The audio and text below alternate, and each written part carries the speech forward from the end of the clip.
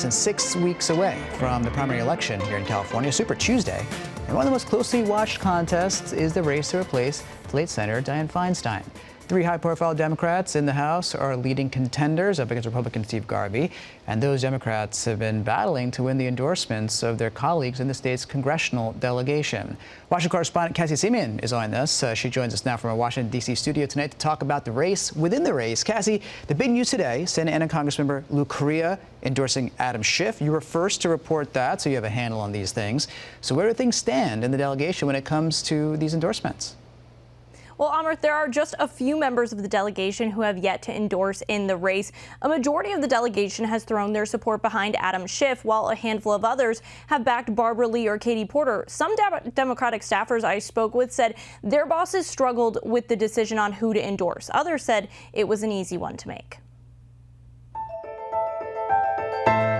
Democrats in California's congressional delegation are choosing sides in the race for Dianne Feinstein's seat. Picking one colleague over another can be difficult. Santa Clara Congressman Ro Khanna, a high-profile progressive Democrat, says endorsing Barbara Lee, another high-profile progressive, was not hard. He co-chairs her campaign. She was an early supporter of the ceasefire with the release of all hostages. That's a differentiator in that race. She has stood up for authorizing the use of force in Congress, not having the president conduct unauthorized strikes.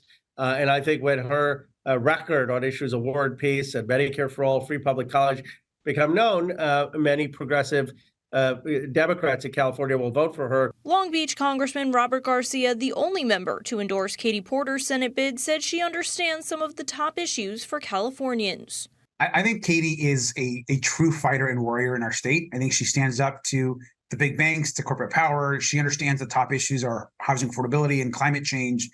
And so I think that she represents someone that will shake up the Senate in Washington. For Santa Ana Congressman Lou Correa, he said he was informed by small business owners in his Santa Ana community that Schiff was supporting his bill to protect small businesses. That's what cemented his support for the Burbank congressman.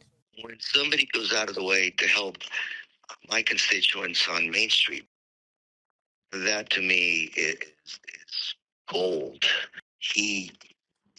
No frills kind of guy, but in my opinion, hardworking, get down to business kind of an individual. Of the 37 Democrats in the delegation, 27 have thrown their support behind Schiff, 4 behind Lee, and 1 to Porter. The tally includes 2 members who endorsed both Schiff and Lee. Congressman Pete Aguilar, who is the Democratic caucus chair, has yet to make an endorsement, and Congresswoman Zoe Lofgren, the chair of the California Democratic delegation, has declined to endorse at this time. Some members seem to be holding off on endorsing. A spokeswoman for San Diego Congresswoman Sarah Jacobs told Spectrum News she doesn't plan to endorse in the race.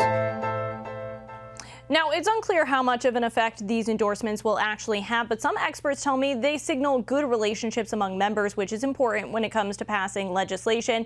From a lot of my conversations, though, Amrit, it's not just existing relationships that sealed the deal here on some of these Senate endorsements, but also where each candidate stands on specific issues. Yeah, and we heard that right there with Ro Khanna talking about Israel, which is a differentiator, as he said. That debate was interesting, and it seems like the race is really starting to heat up. Cassie Simeon, thanks so much for your reporting on those endorsements tonight.